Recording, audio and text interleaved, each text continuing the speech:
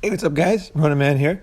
I want to make a quick announcement that I'm seriously considering doing a Japan MGTOW World Summit in less than a month, okay, in Japan.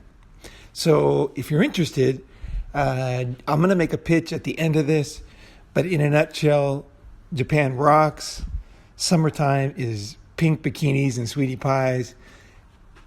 I know the place like the back of my hand. I'm basically half Japanese. Like my mind is completely like I will. If you've never been overseas or you've never been to Japan, if you're going to come, like don't worry. We'll make sure you're going to be fine. It's not going to be luxury. Okay, it's going to be we're going to do it the Ronin way. So if you want to try it, you want to see Japan from my eyes. We're not going to go to any tourist places. It's not going to be like a Japan animation tour. It's going to be fun. It's going to be real, and we're going to be there's three possible locations, all of them beaches. Actually, the fourth possible one is Tokyo. So I'm not sure which one it's going to be. It's going to depend on the guys and how many come. Yeah, I know. I announced it already to the guys who came to the last one, and 3 guys are like, hell yeah. So I want to see online how many of you guys would like to go. It's got to be a little bit more expensive. Japan's a little more expensive than Thailand, so it'll be $398 to go. And if I get a few more guys on, then we'll definitely do it. So let me know if you want to go. My plan is to do it. There's a big festival in Japan on 14th and 15th of August. So around then. So if that makes sense, send me an email, roninmigtao at gmail.com. Or just put a comment below and keep commenting if I don't notice, because I really want to do it. Or go to Facebook or Twitter and make sure that I get my attention somehow. Okay, so today I want to talk about self-transformation, and this topic from the perspective I'm going to talk about is going to be very unique. Okay, men today, as we know, are in a difficult situation, and there's no need to convince anybody of this, okay? I'm just talking to you guys now, okay? You guys know that things don't work that used to work. And, okay, fine, right? Seems easy, right? Just change. The problem is that transformation at this level of your total being is not easy. And most men are not responding well. Because this type of transformation is really not easy. It's a very... It really is like an acorn becoming a tree. It's like you are becoming a tadpole, becoming a frog. I mean, it is a complete like alien comes out of your body where you become something else. And I think transformation, and this, you could call it a spiritual thing, is something that I'm actually pretty good at. Although this is a very rough game I'm going to talk about here. I'm not talking about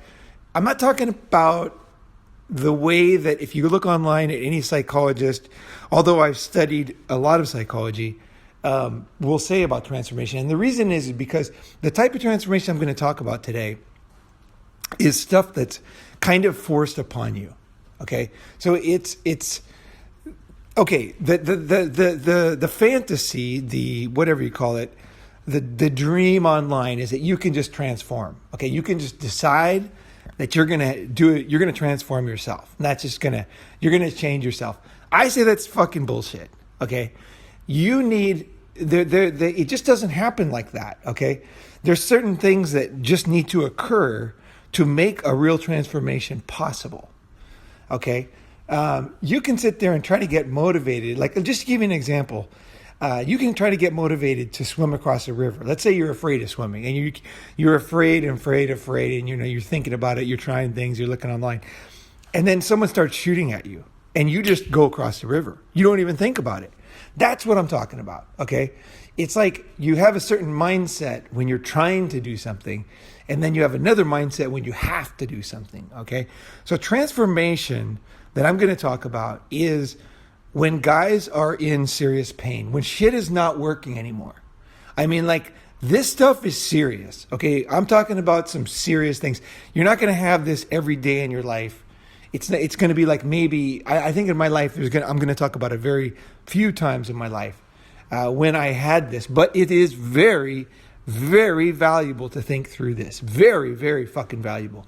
If you, I think, value your own life, I would listen to this one many times. I'm totally serious about this. You need to learn to really, like, transformation. What is it? How can I do it better? How can I grab onto those changes and really change and not be like a lot of people out there, a lot of guys who are super angry and they cannot change. They just cannot. And I'm going to talk about what is the problem and how you get through that. Okay, so I've been working on this one for like a long time, this episode, and I just could not get it right. I could not fucking nail it, And finally I watched a video of Tony Sirico, the actor. He's the guy who plays Paulie Gutierrez. There's an interview of him in 1989 about his background. And he talks about a lot of stuff. Basically, the guy's a gangster playing a gangster, okay? The guy is a very badass guy, okay? Just watch the video. And he talks about it, and this is, like, of course, pre-Sopranos. I don't know if he would release this video if he could now, because it's very raw. But I could really relate to it. And what he says in there, and I recommend watching it, actually. I'll see if I can put it in the comment box somewhere. But basically what he says is that he talks about his background, very rough background, and going to jail, going to prison. And then he talks about how he fell in love with this girl. Okay, he fell in love with this girl, and he would do anything for her. Like, he would take a bullet for her. And, like, he just basically, nobody knows if the guy died, but it sounds like the guy died. He beat the crap out of this sailor who was talking to his girlfriend. He knew it wasn't right. He knew that, like, the guy hadn't, you know what I mean? Like, it was like he had gone out to smoke or something, and then the guy had started talking to his girlfriend. It wasn't really that bad, but he responded because he was completely, I don't know what you call it. I mean, every man that's listening to this knows what I'm talking about. It's that time when you fall in love, when you're just completely lost. Like, it's like so insanely deep where you just can't get out. It's like you're drowning in emotion. That was what he was like with this girl. And he talks about how he would have taken a bullet for her, and he goes to prison for something, and she didn't even go to say goodbye to him. And even then, the first 6 months in prison, he like was so in love with her, like he just could not let it go. And he was just torn up because she didn't call him or see him in prison or anything. Like, after he had done anything she wanted, like, he was like at her service, majesty, your mad, like he was happy to do it. I mean, that's the thing. A lot of guys are talking about white knights and shit. I'm talking about gangsters, okay? I'm talking about real fucking emotions here. And Tony was in fucking love, okay? There is no getting in the way of a man in love, man. It's fucking like he's a freight train when he's like this, right? And I've been like this a few times. I know exactly where he's coming from. And then he says one day he just woke up and he doesn't know what happened, but like the sun was shining again. And he fell out of love with this girl. And he says it was the best day of his life. He had left his kids and wife for this girl. And I can relate. And that is a transformation I'm talking about. Okay? Now, he didn't do it like, what do you call it, consciously, the way I'm going to talk about it here. But you're going to see a lot of parallels. I want to talk about transformation where you become a different person, where you are not the same person. You are not who you were. And it's a very scary thing. Very scary thing. It really is. It's truly frightening, honestly. This change it's no joke I'm talking about when you're starting to think about it. Now, it happened to Tony, or Paulie, whatever you want to call him. It happened to him kind of naturally, and sometimes your transformation will be a gift kind of from heaven, where you're just able to somehow wake up and like things are different. And it's almost like your subconscious is going through the same process that we're going to talk about today. Okay, so what is true self-transformation? Why does it happen? Well, the first thing is it's suffering and pain that is the beginning of self-transformation, period, okay? And guys today are in serious internal pain and fear. of going to, and nobody is on men's side right now. And guys are truly alone. And if you have any doubt, look at the suicide rate. Okay, men are committing suicide like crazy because of what I'm talking about. I don't give a shit if anybody believes me. Like, I don't care if any women why do guys feel this way? What? It doesn't matter. It's the reality. Men are absolutely being confronted with one of the largest challenges and one of the biggest changes to the most fundamental aspect of their very being. Okay, and there is no going back. Okay, and that's one of the aspects of self-transformation. So let's talk about a concept called liminal space or liminality. Okay, liminality from like a clinical perspective, like a psychologist perspective, is like, it's they talk about it as a form of, it's like when you enter something and you can't, it's the beginning of a process where you can't go back, okay? And it sounds like, it's kind of like this middle ground. So some people will describe it as, you get on a boat and you look out of the ocean and there's no islands, you can't see any land, but you're going out there looking for the land and you have to find it, right? It's that fear where you don't know, you're in the middle space, okay? Or it can be described as when, let's say that a man in Kenya is going through his process of becoming a man, a traditional way, and it's after he has decided, like the men have taken him away, and now he's like, at night he's being taken through the jungle into he doesn't know what. It's scariest. He's very scared, right? But he can't go back now. He can't go back to being a boy now. So it's that process, it's that thing. But that is like the way that many people describe it. But I'm going to tell you the truth about liminality. Liminality is even more terrifying than this, in my experience. Liminality, to give you an idea of when I was in a liminal space. I was working for a guy in Tokyo, and I was headhunting in 1989, and I was doing very well. I was working super hard. I was like hammering away. I was calling on the phones. I was really I was really trying my very best. And this changed my life. Okay, you're going to see okay. So I was trying my very, very, very best, like a boy, trying his best for his father, Daddy, I'm going to do my best. That's what that really was until then. Okay. Because self-transformation is when you have a limited map of the world. Okay. You see some of the world, but you don't see all of it. So the transformation process is when you go from like there's a lot of ways to look at it, but one of them is like, if you take a fish, some fish, if you put them in a very small tank, they'll never grow to full size. They look just like mini fish. You take them out, you put them in a bigger tank, and they just naturally get bigger as they get into a bigger tank. That's one way to look at the type of transformation I'm talking about. And this is why you want to do it, because you want to grow to your full man size. Okay, internally, externally, everything. Okay, and that's one way to look at it. The other way to look at it is a map of the world. You have a map of the world, okay? And let's say a map of New York City. You go to New York using this map, but the map is out of date, or the map is inaccurate. Maybe the map, you can't read it because it's too old. It's damaged, whatever. The map does not bring you where you want to go. It works sometimes, but it doesn't work right now. And because it doesn't work, you're fucked. Like, you're really in a bad situation because now the map doesn't bring you where you need to go, and you need to get there. Okay, so that's not a very good example in the sense that it's not extreme enough, but just think about what could happen if you had the wrong map. You could end up in a neighborhood, get shot and killed, right? You could all kinds of bad things could happen, right? So when you don't have an accurate map of the world, and we never have a perfect map. I mean, the map is the territory, was his name? The guy who started NLP basically says, like, if you needed a map that was accurate, you'd have to have a map as big as the world with everything in the world. You'd have to have all the cars, all the people, and that would be a perfect map, right? But you can't have that. You have to have a limit. You have to take it's a representation of the world. Okay, that's what you have in your mind.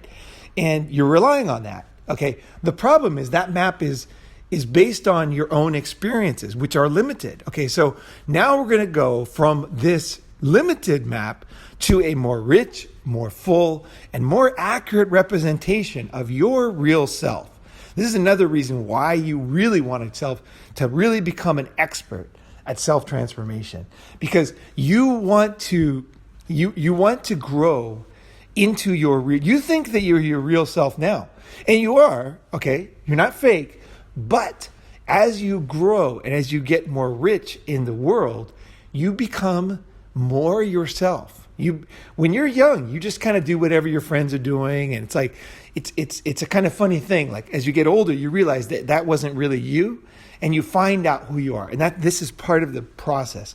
Women, when they talk about change, it's like, to me, it's like a man needs to transform from a boy into a man. Okay, this is one of the. It's one of the stories. If you look at Joseph Campbell's books, if you look at any traditional society, if you look at your own fucking life, you'll realize that there's a difference between a boy and a man. And there's a transformation process that men have to go through. Women do not have this.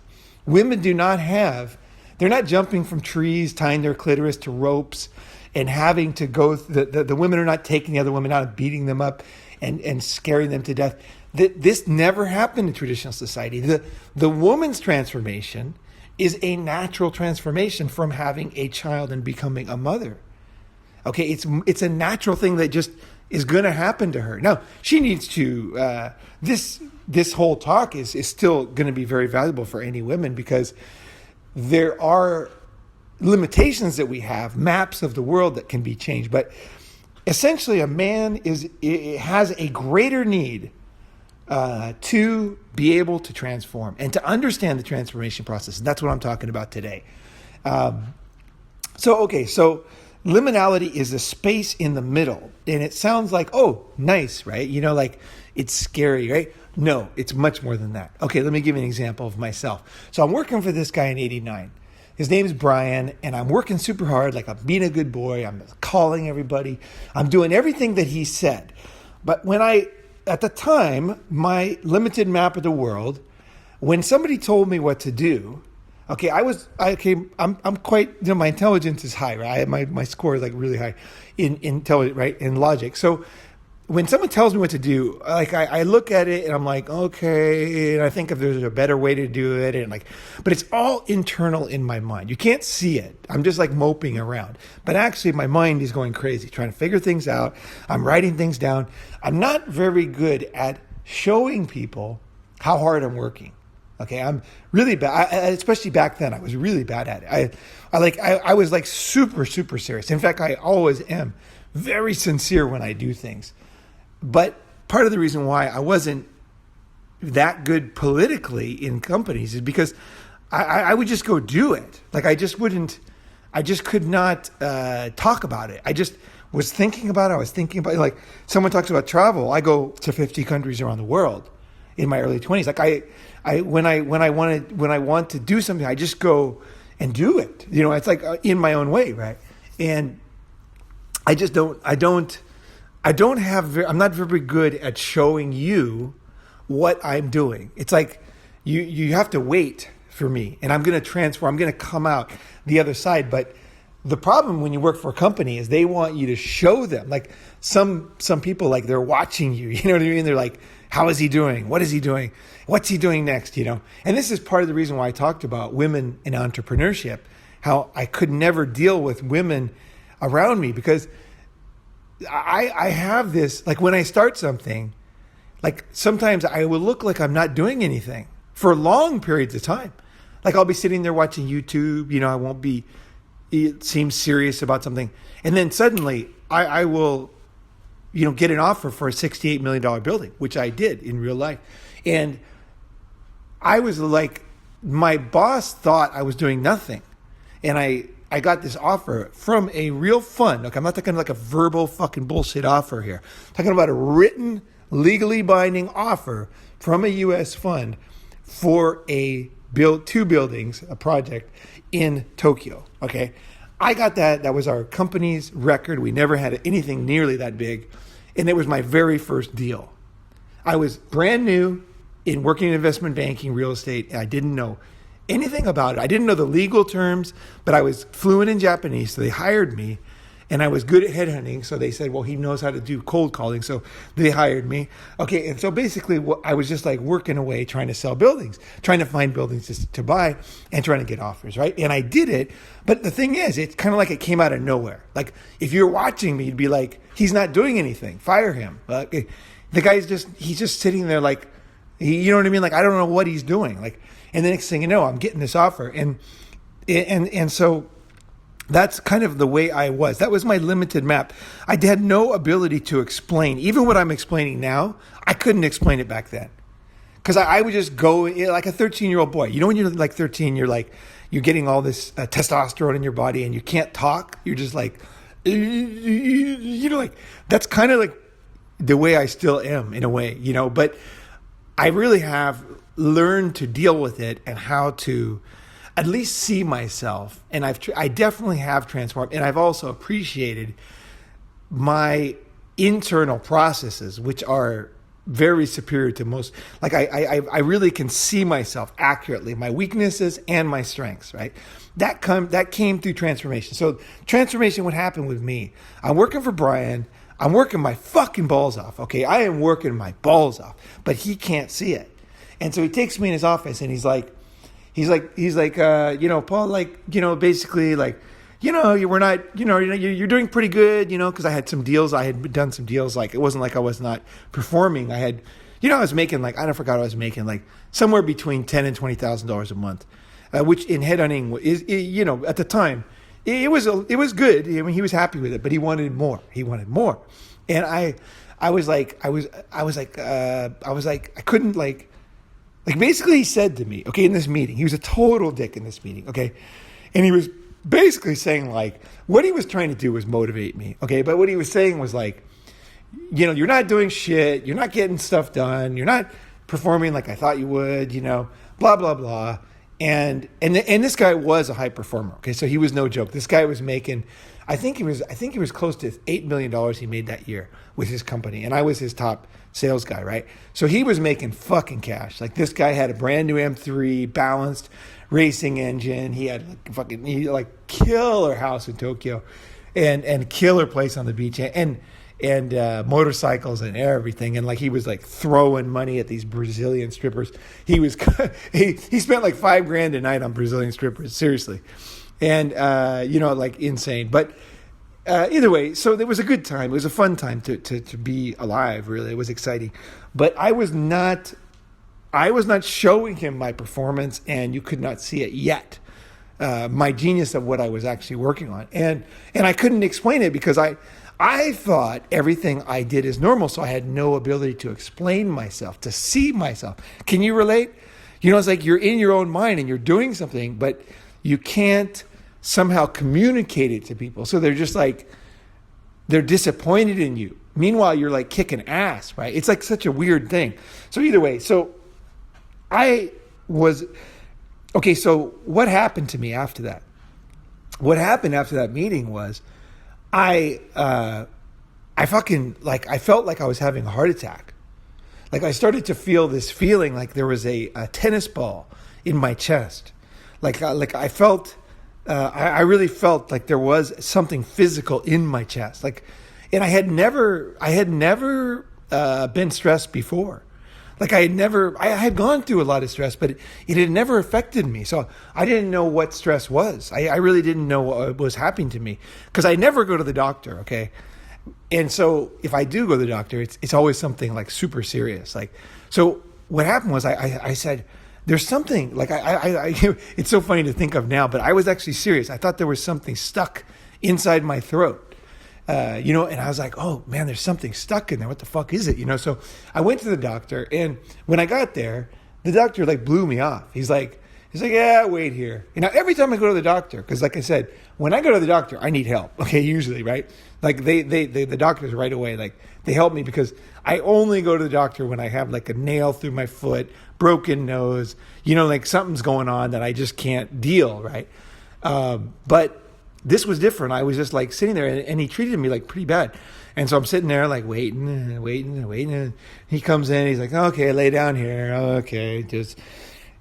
And then he's like, I'm like, dude, like, because this never happened. When I go to the doctor, they always are super serious. Because usually, I like if I ever go to the doctor, like I said, there's something's going on. It's obvious, and the doctor's like, but this time was different. He was just treating me like kind of not that serious, right? So what happened was as the doctor, as he examined me, I was like, fuck. He was not treating me the way like I used to. So then what happened was he just looked at me like super like nonchalantly, and he basically said, "Is like, it's just stress." And I was like, what? I was like, because I was like literally like, you don't know how much stress I was under, because I had no ability to change. Like, this is what I'm talking about. Self-transformation is when you get to the point where like people die. Okay. People have heart attacks. Guys have heart attacks when they feel like I felt. Like I felt like, and actually this stress was so great. It was so great because I was trying so hard to be good, to be successful. And basically Brian was saying you're shit, and I was like, what? I was like, and I couldn't I couldn't see what I can see now, right? At the time, and I had a limited map, right? So what happened was I was like, what do I do? So then I went home and the stress just got worse because I didn't have the ability to change. I just could only see what I could see. And so I started to, and I honestly think I started to have like, almost like permanent damage, to my, to my like heart and chest and nervous system, because the stress was just so great. Because now, not only did I have all the stress from everything that had happened to me, and like I was worried about paying my bills, like I had no salary. I was on straight commission, and he was saying like, you're no good. And it was bringing back a lot of shame and a lot of difficult experiences that I had with my father as a child. And it was like too much. I just needed somebody to like look at what I was doing. Like I didn't have the ability to show you, like the homework I was doing essentially, and say, here's what I'm doing, here's what I'm doing every night till 3 a.m. Here's what, I couldn't, I just like, it's not good enough. It's not good. I got to do better. And then, so it reached a point when I felt like I was having a heart attack, and I was in my 30s and I was under a stress that I cannot describe. And that stress was so serious that I did something which I'll describe to get over it. But even then, it came back for years later. Like whenever I played golf, like often, especially in Japan, the golf courses in Japan and China, they have a certain, I guess it's a pesticide they use, and it's kind of like stirs up this chest feeling that I have, this pain in my chest. Now it's gone away over the years, and it's a beautiful thing. But it was a really, I'm talking about serious shit here, okay? And so what I did was what most people would have done, okay? Luckily, I had some kind of, self-preservation, okay? Because when you need to transform, if you don't transform, your life is going downhill, okay? And it's going to make a turn for the worse. Let me tell you what most people would have done. Most people would have started to take pills. They would have gone to the doctor. They would have started drinking all the time. They would have done anything to relax and to take the stress away. They would have started smoking weed every day. They would have done anything to try to relax. But I had something in me where I realized like that, well, one, I wasn't going to do that, okay? Because I was totally sober, and I was like, I can't do that. I won't do that. So what am I going to do? And I was like, I just sensed like I needed to make a radical transformation here. Like I could not continue where I was going, and I did not know I was going. And here now, not only do I have all this stress of the bills and this and that, but also I have the stress of dying, because I literally had never had this feeling before. And actually since I've never had this type of feeling.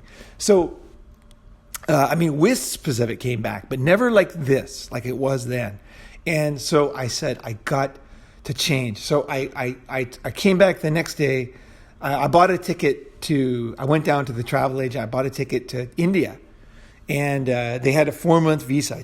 I bought a 4-month ticket, and I went back to Brian. I said, Brian, and he's like, how you doing? Because what he was trying to do, okay, from his perspective, my limited map could not see this. I thought he was serious. He was saying I was no good. I wasn't working hard. He actually was just trying to motivate me.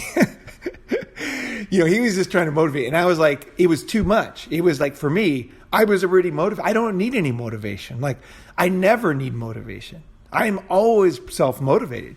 I am a self-driven, self-funded, I am completely like a robot, just does his thing. I don't need any motivation. Like, I've never watched a motivation tape. That is not I have my own vision and I go do it. That's it. Get out of my I'm going to this way, right?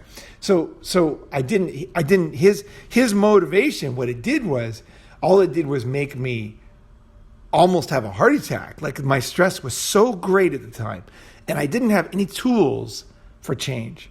So what I said, Brian, I got a ticket to India. I'm going to go and spend 4 months there. And he's like, well, basically he admitted, he's like, I didn't mean to really get you to quit. I mean, I really want you to, you're doing good, and I'm like, it's too late. I'm like, I've already decided, like, I'm out of here. And he's like, oh, okay. So then I went to India. I bought a 350 Enfield motorcycle, and I drove all over India, and it was absolutely one of the most fascinating, interesting times in my life. I'm a huge fan of India. I didn't do any tourist stuff. I was absolutely in the wild the whole time. It was fucking awesome. I made tons of friends. I drove that motorcycle. I brought my surfboard. I tied the surfboard onto the back. I got these hippie clothes. I mean, it was absolutely epic, man. It was like, really, like, it was such a gift for me, because when I had been young, I had traveled a lot, right? All these countries. But now I was kind of this businessman who was like, now I'm making all this money. I'm like this serious guy wearing suits and everything, right? And the probably the most best thing I ever did was I paid my rent for like 6 months in advance. I went to India. I got that motorcycle, and I just kind of like transformed. I tried a new thing. I just completely turned my back, because I knew that the stress was so serious that if I even started thinking about it, like if I was like online trying to introduce guys to Brian and make money, it would have pushed me. I would have not have healed. I needed to heal. Okay. I needed to change. I needed to become a new person. I needed to, and I didn't know what it was, and I was scared to death. So I was actually, even when I went to India, I was like, what the fuck am I doing, right?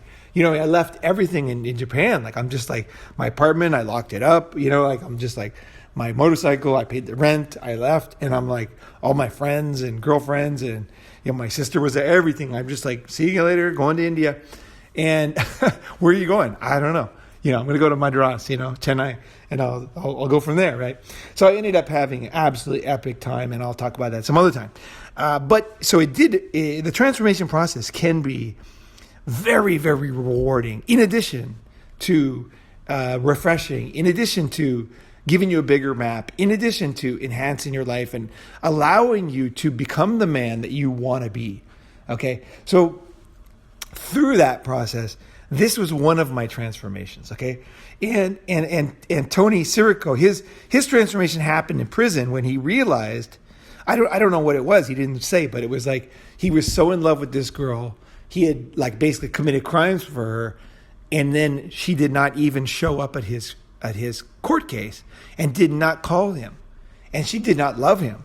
I suspect that the girl, and she got him to leave his wife and kids for her. I suspect she was personality disordered. I really do. Some type of personality disorder, because that's the type of person, no empathy, right? She had no empathy for him at all. And it was all fake. It was, and she was, basically using him, right? That is my very high suspicion from my own experiences. But we don't know about that. But either way, so he went through his process and woke up and saw the sun again. And he was over her completely. That's what we want. We want where you are over whatever it is that you're going through. And also that you have new tools, new map, and all that. So liminality is an absolutely terrifying experience because you can't see the future, and the past you can't go back. If you're in this space, or if you've been in this space, you're going to know what I'm talking about. And I want to say that actually the pain and actually the very real possibility that I could have had a heart attack is actually my gift that the universe gave me. Truly, because it pushed me to say no. Like my life is not working. Like I'm going to change. Like I am not going to, like it's like radical surgery, right? You're ready to do radical surgery. Now, of course, logical and smart, I did it smart, but I also did it very radical. So that's one of my transformations, personal transformations. I had many, many transformations in my life. Another one was recently, but let's talk about the transformation process. Okay, so what happens after liminality? Liminality, and like I said, what are the things that could stop you from transforming? So one of the things that could stop you is what most people do. Okay, here's what most guys do. When let's say a guy realizes that the way in his mind, okay, and this is the problem, is that the way that he thinks things are don't work out. Okay, so he thinks that he's supposed to love a woman and they're going to have kids and they're going to live together, they're going to be married, and they're going to do it like his grandfather. Okay, now when that doesn't happen, this is the type of thing. It's like the pain that you go through, right? Or divorce rape. It's like you let's say the guy loves the girl, he gives her everything, and she fucks him totally. Like just lies, steals, and does not care at all about the guy. And the guy's like absolutely skin is peeled off. He's in absolute pain. He's in absolute risk. Okay. But I'm going to say, okay, that risk is awesome. Okay. You're on the right channel if you're talking radical shit, because my feeling is that is a gift. Skin peeled off, ants eating you, total fucking misery. Suicide is near. This is a perfect situation. Because then you have options, okay? Until then, there's not enough pain, right? There's not enough pain. You need that pain. You need that suffering. Now, why does suffering, there's a lot of suffering in the world, okay? I'm talking about suffering being necessary. Why does that not always lead to change, okay? A lot of guys are in pain. Why are they not changing? Why are a lot of guys still angry? Why are a lot of guys not able to reach, not able to grow, not able to overcome this situation? The reason is because what they do is and you might do this with certain situations, and I want you to think about this, is you have a repetitive pattern, okay? So you have a map in your mind, and you just continue to do it over and over, and it doesn't work. So let's say, for example, a nice guy, okay, he's not having success. Let's talk about pickup for a second, okay? Meeting women, okay, sex, right? So the guy is he is not getting what he wants, so he's lonely. He's playing video games all day. He doesn't have girls, so he's like, I need to experience the sexual part of life, and I recommend that, by the way. I think that's an important part of life. But so he's like, well, what? So then he goes, he says, he goes to the girl and he says, now his mindset, his map is, if I'm a good person, if I care about people, if I'm a good man, so I, basically like do everything I say, I'm loyal, I'm honest, I have a good sense of humor, I make money, I keep myself in good shape, and wear good clothes, have a nice car. If I do all these things, then girls will give me, they will see that, and they will want to be around that, and I will get the other aspects of life, right? The sexuality and affection. Now, that's his map. Now, the map doesn't work. So he's like, he goes out and then, every girl treats him terrible at the bars, right? And so then what does he do? He goes back and he might like, okay, now here's what he does. In reality, he lashes out. So let's say he goes up to a girl, she blows him off, next girl blows him off, next girl blows him off. Finally, he's like angry and he's like, women are bitches, right? And he's just like, and he starts like treating girls bad in the bar. He's angry, right? And now they're treating him bad. So I'm not saying like the guy's terrible. I'm just saying that he's responding, okay, because his map is not working, right? I'm not saying this is easy, guys. This is fucking tough stuff, okay?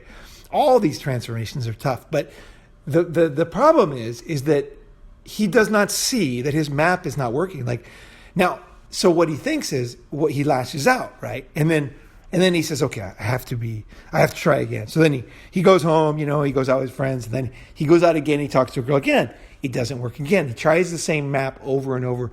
Now the girl sees him as a very boring guy. So she treats him bad in the bar. She's like, I don't care. The guy's got a car, clothes. She doesn't care. And so his map doesn't work. He lashes out. But what does he do? He goes back into that same repetitive pattern over and over and over again. And then finally he becomes bitter and cynical and gets on a forum of like hating people, and he's frustrated. He doesn't get what he wants. He never transforms. He never changes. And he never grows. And he never becomes the man that he really can become, that is inside of him. So transformation is about you. It's about inside yourself. And it's about finding new ways. And it's about growing, like I said, the fish in the bigger tank. It's about growing into the real you. It's not about taking steroids and becoming a fake you.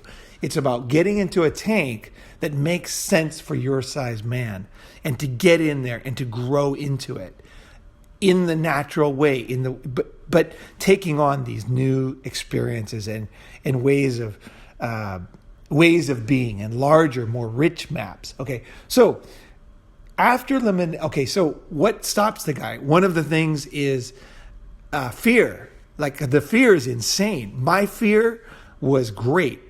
So when you're afraid, what do? You try to avoid. So like the guy's suffering is what causes transformation, right? It's the beginning. It can be.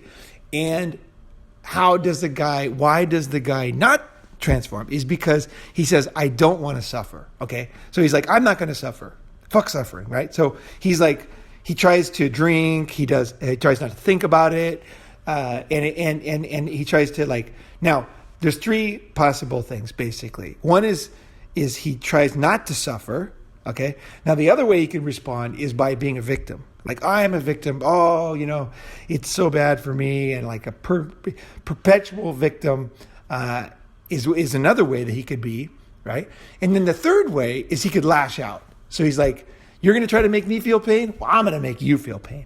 So these are three very unhelpful ways that guys respond. Now, the problem with these is not only do you not transform, okay, but you actually create new problems for yourself, because when you lash out at people and try to make them feel pain because you feel pain, they're going to lash out at you, right? It's going to come back to you. And especially today with the legal ways, with women and men, like men are at risk. So what I'm talking about, the rich, true male transformation I'm talking about, and it might happen a few times in your life, is important for you in every sense of the word.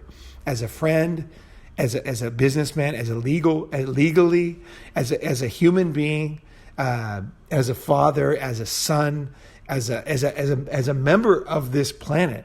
It's like there's so many reasons why you want to go this way, and it has nothing to do with women. Okay, it has nothing to do, but your map of women, of relationships, is not working, and that's where a lot of guys on MGTOW channels are at. And if you don't find the right people and see the right path, it can be very bad, because like I said, like it can go into this repetitive pattern where you're basically just you're acting the way that your pattern goes, and then you're getting frustrated, and then you're lashing out, and then you're going back into the pattern and back into the pattern. It becomes more and more painful as the more you do this pattern, and so like the consequences become bigger for you, right? So what you want to do, what at this point, if you're listening and you understand what I'm talking about, liminality, I want you to take away from this part is I want you to say is that there's hope. There's hope.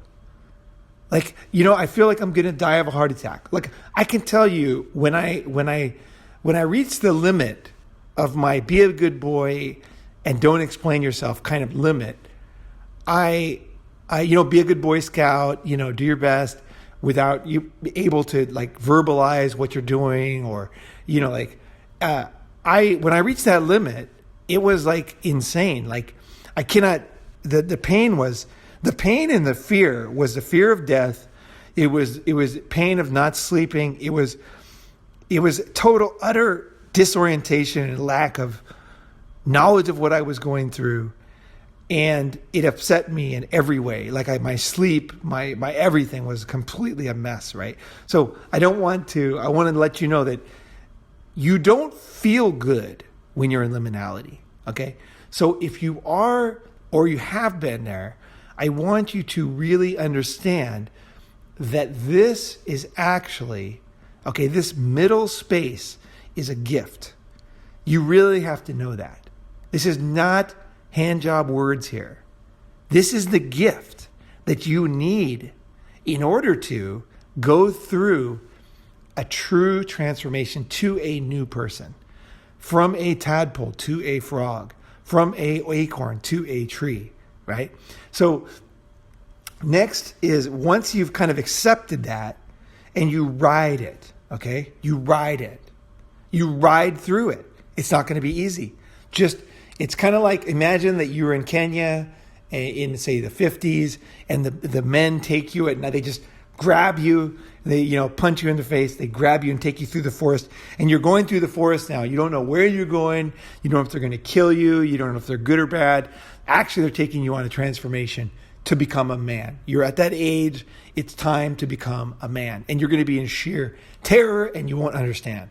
It's before the internet. You've never read about this. You don't know what the fuck is happening, right? That is, you need to ride it out, okay? And understand that this is actually, as a man, you're a fucking man.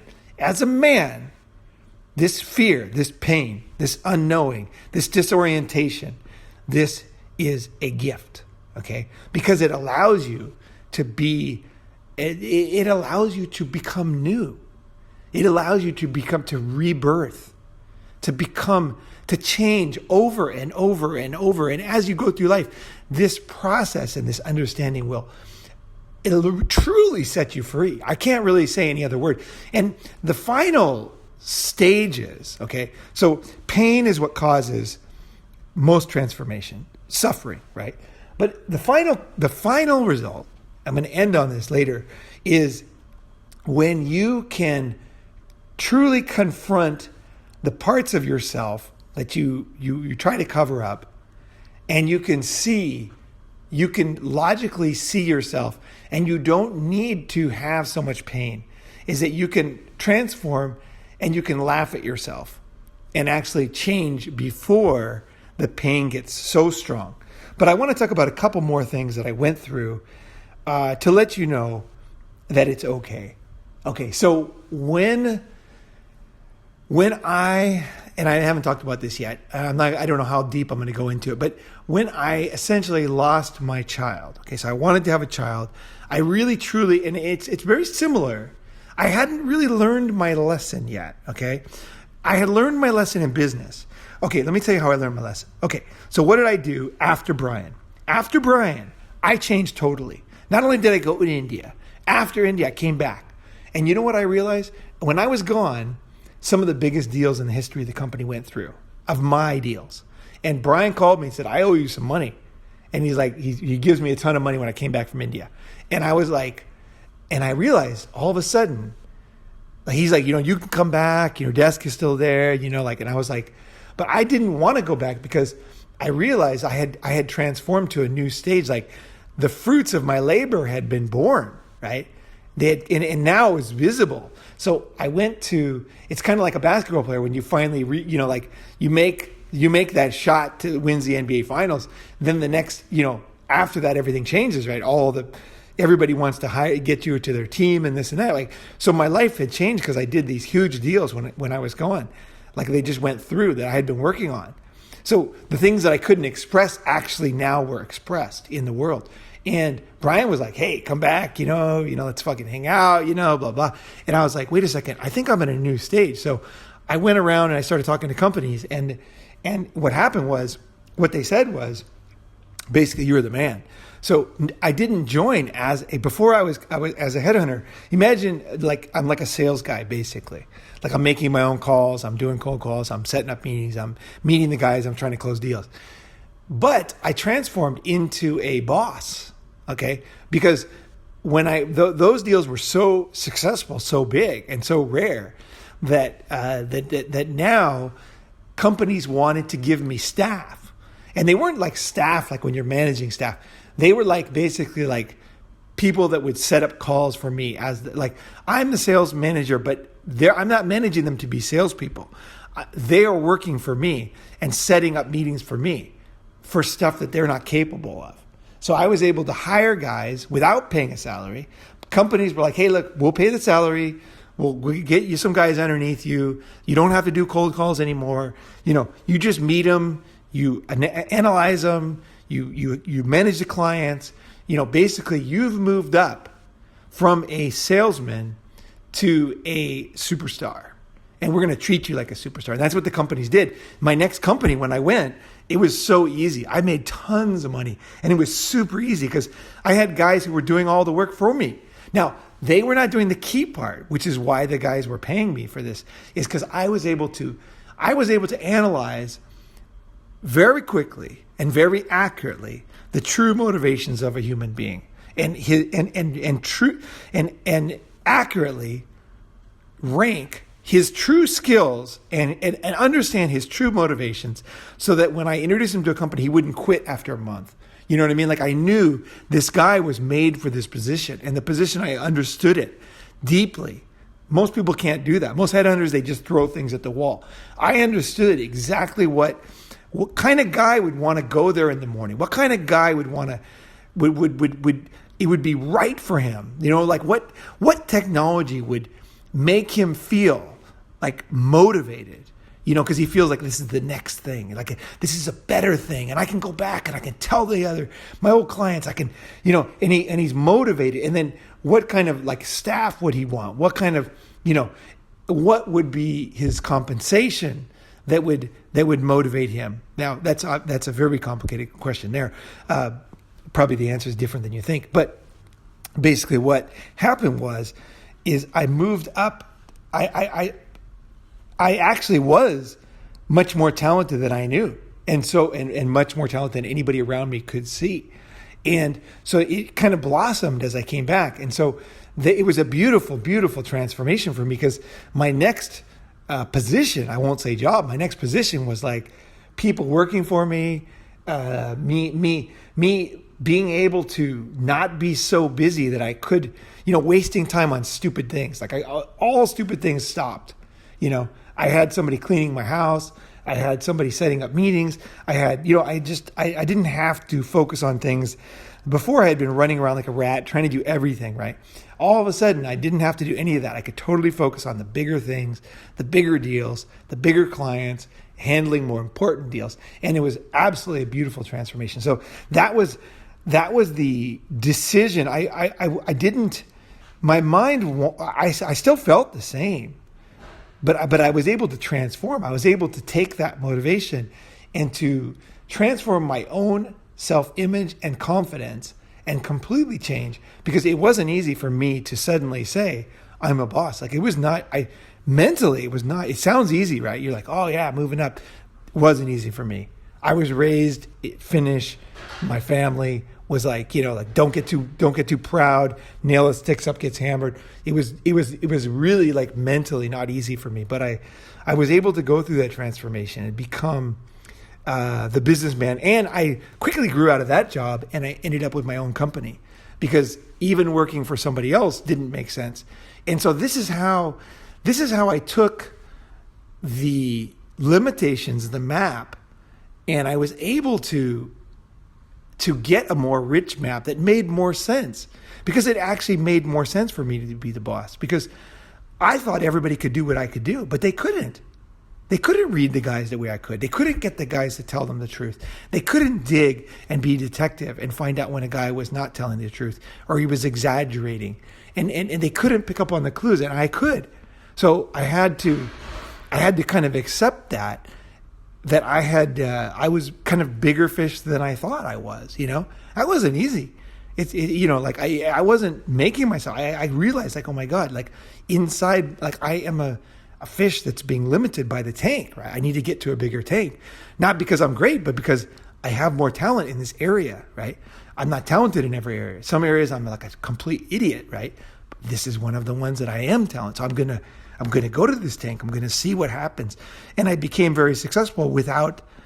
I just kind of like, as the stages went up, I just kind of like moved with them, and I transformed myself in my professional life, and eventually went to the next level, and I moved to investment banking.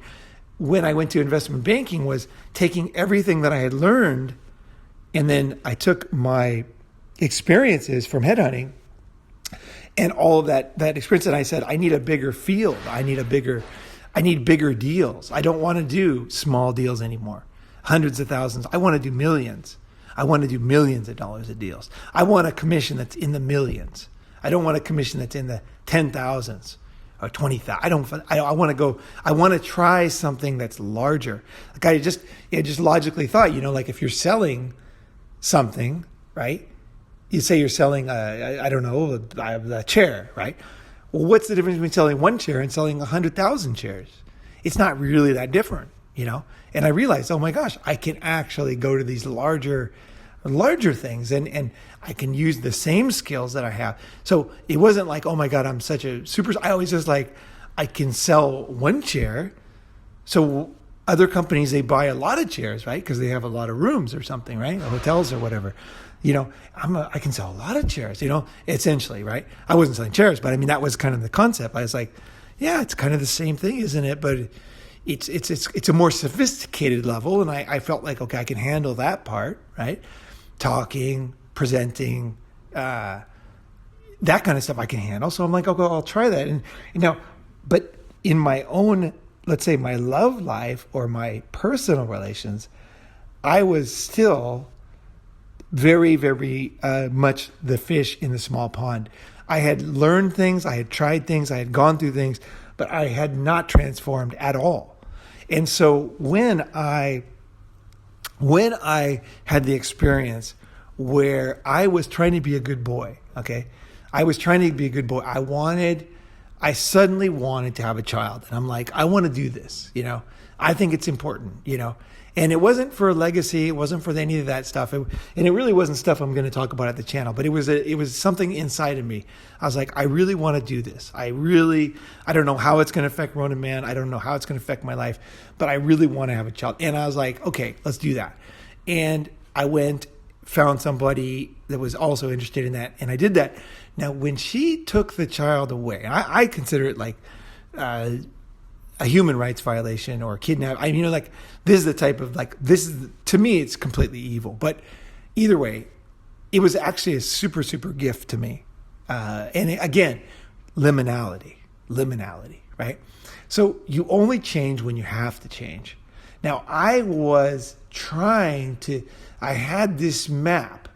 Now, when it came to say, dating and sex, I had a different map. My map had grown. My map was absolutely different than my old map. I had already transformed on that part. But when it came to kind of like families and children, even though you would think I had changed so much, each area you need to transform. And like I said, it doesn't happen until you need to change, right? And so I was kind of like, I wasn't cynical. I wasn't like a super cynical person. I still had hope that, there was good in the world and people were good. And I said, well, I'll find somebody and I'll do my best. Just like Brian, I will become a good father. I will do it, right? I will just do everything. And I just quietly was like in my mind, preparing and doing everything I was, same kind of thing with Brian, except for it was a different topic. So I had transformed professionally, but I still had that same the same limitation. Like it was like I still needed to go over it again. And I learned so much from this one. I can say this has been the biggest change in my life, the biggest gift. Truly, truly. The most pain brings the most. It gives you the opportunity for the biggest gift. So what happened was as I saw it drifting away, and I saw that essentially the person I had chosen did not, essentially everything was fake. There was nothing, there was no real love, there was no real concern, there was no empathy. And I thought, okay, my map was, if you're nice to people, they're nice to you, right? If you try your best, they recognize that, and then they try their best, right? It's like, I just thought, okay, well, this will naturally happen with humans, right? Well, especially it's going to happen if there's something important going on, right? Let's say a child. It never occurred to me, or my map never included somebody who not only didn't care about me, but pretended to care and didn't even care about the child. Because every study has shown that, children raised with two parents are much healthier. Children that don't have a father, higher education is lower, legal problem, prison, suicide, everything is much higher when there's not a family. It never occurred to me that there would be somebody. I had seen it, but I guess I didn't really understand it. That somebody would actually not care about me and the child and would really want to win and get it for themselves no matter what. And just didn't, it was not a concern. I was like, whatever, And so my map didn't include that. It never, my map, literally my map was limited. I could not see that was possible. So what did I do? What I tried was to be a good boy. I'm like, hey, I'm going to do my best, right? I'm going to do what I need to do. I'm going to, whatever challenge it takes, and I was just giving, trying to show. Exactly like Brian. Brian didn't care. Brian didn't notice. Now later Brian noticed, but it was too late. I'd already left the company, right? Now in this situation, not only did they not notice, they didn't care, which was a different level, because Brian did care. Brian really tried to get me back, and we're still friends today. Brian started a solar company. He's doing very well.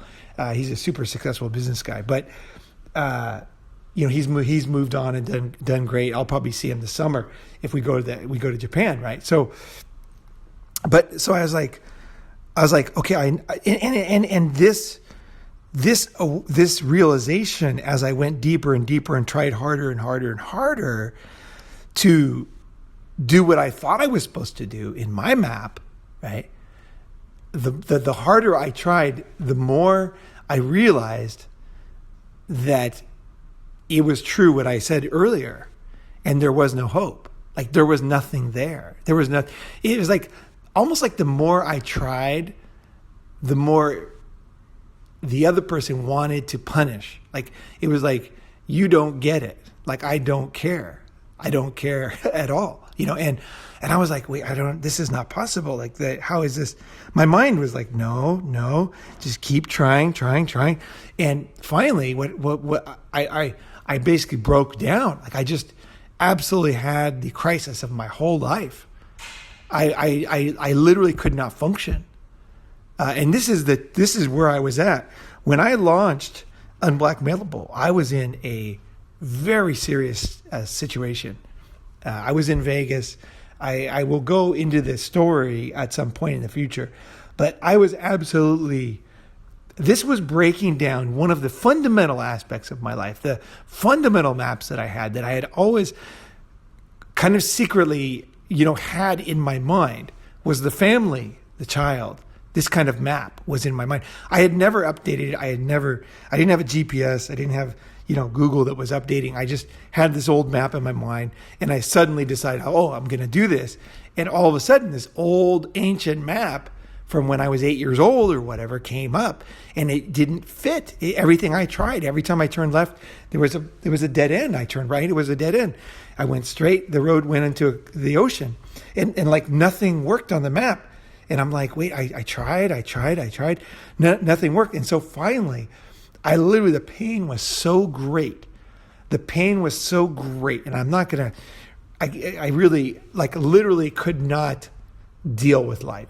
It was that bad. I literally could not, and I was like, I just didn't know what to do. I was, yeah. I'm not gonna tell you the details, but it got to the point when I said to myself, and this gets to one of the fundamental aspects of transformation. Okay, transformation. You can be as logical as you want as a man. And this is one of the guy's problems. Hyper rationality. Now, I am a very logical person. I score very high in logic, okay? I always was top. We had a logic class in college. I was number 1 out of 500. And I didn't even read the book. I literally am very good at logic. A plus B plus, it's like I can just okay, I got it, right? This equals that. That would lead to that. And so that was why I did very well in any logical type of class. So I can understand this hyper rationality. And this is what happens with a lot of guys. When their map doesn't work, they're like, okay, I need to map it out. Here's the way. Okay, so women are like this, and they do this, and so that means this. And there's a hyper rationality. There's a logic, okay, but there's a hyper rationality. When your map isn't working, okay, when it doesn't work anymore, nothing is working, right?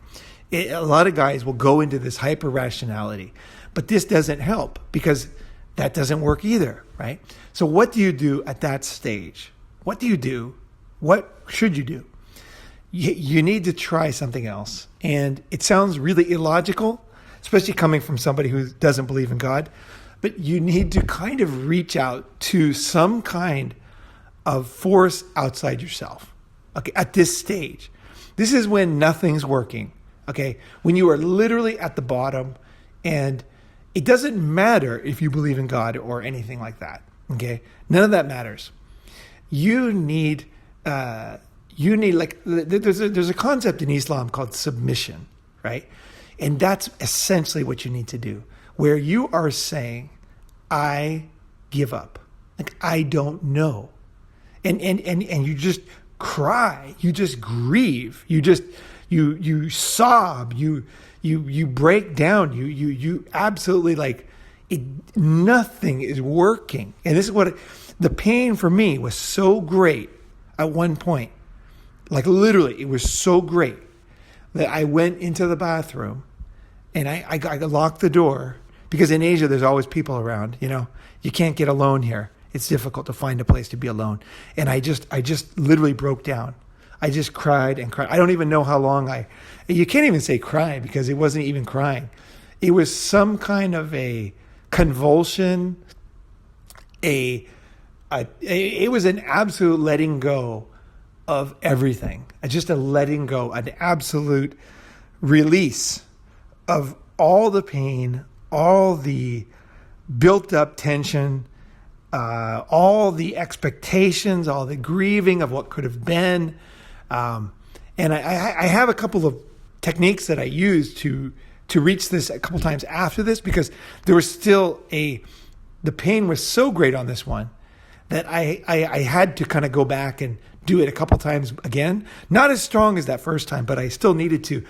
I needed to prod myself to release more pain, because there was so much pain. So, but this first time it kind of happened naturally. But it didn't happen naturally because I didn't run away from the pain. It was so easy to run away from the pain. How many things can you do to run away from pain, right? You can go, here in Thailand, you can go, so many things you could do, right? I didn't run away. I just let it build up, basically, right? And I didn't sleep for 2 months. I'm talking serious fucking pain, guys. Okay, so what happened? I went into the bathroom and I realized that I was missing something. I had tried to think about everything, and I had done good. Maybe I subconsciously knew I was doing pretty good, I was pretty close, And I just realized what I needed to do is just to let go and totally break down, and not break down in a broken down man sense, but in an absolute release of pain. And that's what I did. And I cried, I sobbed, and God knows how long I was in the bathroom. I have no idea. It was almost like I went into a time zone, and it doesn't even matter how long, many hours, or how long it was. It doesn't. I have no idea. I have no comprehension of how long I was in there. It was, and I'm totally serious about that. It was the only time in my life when time did not exist, and it was almost like dreaming, where I was like seeing things and visions, and it was really intense. It was super intense, and in that vision, I could see everything that had happened to me until then, and I realized the pain I was in was even worse. Like I could see the pain that I was in back in Boston that was subconscious, and that all came out. And the fact that it could happen to me, of all people, you know what I mean? Like everything, the whole grieving of the life that I wanted to live, grieving that life was not the way I wanted it to be, the way my map was, grieving that I had made mistakes, grieving that I had been wrong, grieving that I had made bad decision, grieving that I had not realized earlier, grieving that just thinking of my child's eyes and little feet and all these things, grieving of everything that I wanted to give, really truly grieving of so many deep things in my life. And when I was done with that I was a new person, like Paulie Gutierrez, when he talks about in that interview, he says, I woke up the next day and the sun was shining. And that is exactly what happened to me. I woke up the next day, essentially, which was the same day, and everything was different. I was completely released. Like I had transformed. I had finished the transformation process. I had not gone into my old pattern. I had not gone into anger, because in the end, I live in the world. Like I have to adjust to what exists here, right? I can't just wish the world was somewhere else. In the end, to be a successful human being, you need to realize that you need to adjust to the way the world is. And you can, as a man, you can. You have the skills to overcome any obstacle. And I mean any obstacle. Kind of the bigger, the better. You really do, truly, you have it in your DNA to make any change you need to make and to see the world differently. And I can tell you that since that happened, that was the final stage. I don't want to make it look like that was the transformation, because that was just the end of my transformation. And after that, there was even more, because actually I started to see the world differently. I saw my whole history differently. I saw my past. I saw that I experienced in my mind a lot of forgiveness of myself and others.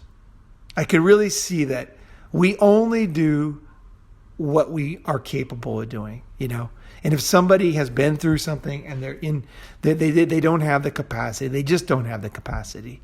It's truly not about me. It's like people are just living their lives as best they can. And I was able to accept so many truths about life as I went through this. Truths about my past, truths about my personality, truths about my love, truths about how I care about people, truths about my capacity as a man and my capacity to grow and change, truths about life in general.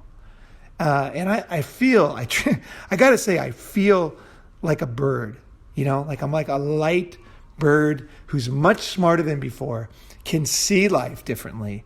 And I don't know where this will lead me, but I know that I made the biggest transformation of my life and the most meaningful one also. So I want to say is, if you are struggling with something painful, if you suspect that you are in this state of liminality where you can't go back, I would say embrace it, and have faith. Listen to this thing over and over, embrace it and have faith, and don't block this. Don't block this, because there is no hope in your old map. You can't go back. That's the bad news. But you have inside of yourself the acorn of a greater man. And this is not motivation. You have it, and your ancestors had it, and that's why you're here, okay? Is because they had it. They transformed. They survived. and they gave it to in their DNA to the next person and the next person, and you have it inside of you. And not only do you have it, but as you become a greater man, you take everything that you knew before, okay, all the skills you had, you can see them in a new light. It's almost like Monopoly, where you're playing, you have these pieces, they don't change. You have your strengths, you have your knowledge, you have your experience. But now you don't have this bad map, and you have a larger map, and you've grown into somebody, and the sun is on your face. And so it's like, that gives you, there's one is the release. But the next thing is when you take it to the next level. And that's what I'm doing with my life. And that's partly why I want to go back to Japan. I want to go back to Japan. I want to see a lot of things. I lived there for 16 years.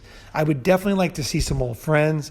I feel my life absolutely transforming in a very, very good way, and taking all of the good things from the past and updating the map and really becoming larger. Something like what I did in my professional life when I came back from India, and now in my friendships and my love and my capacity as an overall human being, as a living being, not in a money sense, not in a success sense, but as a person. And I don't know where it's going to lead me. I have no idea. Okay, but I know that it's a beautiful thing, and it is absolutely so freaking beautiful. So that's my message to you, is that you can do it. Transformation is real. I want you to, if you're listening to this, do not stress. I mean, just listen. I shouldn't even have to say it again. I've said everything. I'm done with that. Okay, I'm going to say now, Japan, if you want to go to Japan, email me right away, okay? Because it's not guaranteed we're going to go. I have to check one thing logistical on my side. So if you want to go, email me right away, roninmcdow@gmail.com, or leave a message below this video, which I will check. And let's get this thing going. It's going to be awesome. Summertime is hot. It's not going to be luxury. It's going to be a lot of unknowns. There's 3 different locations I've been thinking about. All of them are awesome. All have different pluses and minuses. But the one thing I will say, just like all the convention summits we've had so far, is that you don't have to worry. If you want to do it and we decide to do it, you can come and we will figure everything out. So even if you've never traveled before, you're going to have a great time, and you're going to see the real Japan, okay? The real Japan. And that's a beautiful thing, because Japan is a really interesting place, and it's so difficult to travel there. It is really not an easy place to travel because of the language, because of all the unknowns. And then it's especially when you talk about what I'm talking about. What I'm talking about is the real Japan. I'm not talking about Kyoto. I'm not talking about some 5-star hotel. I'm talking about you're going to experience things, right? You'll come back with new experiences. I can tell you this, Japan did change my life. Japan and the kindness of the Japanese people and the way of the Japanese way really did change my life. It was one of my first transformations. Where I broke away from a lot of my old ideas. There's so many things. God, life is so good. Anyway, if you want to go, let me know. If not, we won't do it. We'll have to do something else. But I wanted to say that's a possibility. And if I get enough guys that want to go, we're going to have a great time. I'm going to tell you there's 3 different cities. I've thought about where to do it. All of them are awesome. All of them have a lot of girls. It's going to be fun.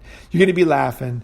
And there's one of the places we could even rent like one big house and everybody could sleep there. That's a possibility in this one city, because they have these like huge roomy houses in the mountains near the beach. And that's a pretty cool location. The other ones are more crowded, but they're both possible. So let me know who you are and if you want to do it.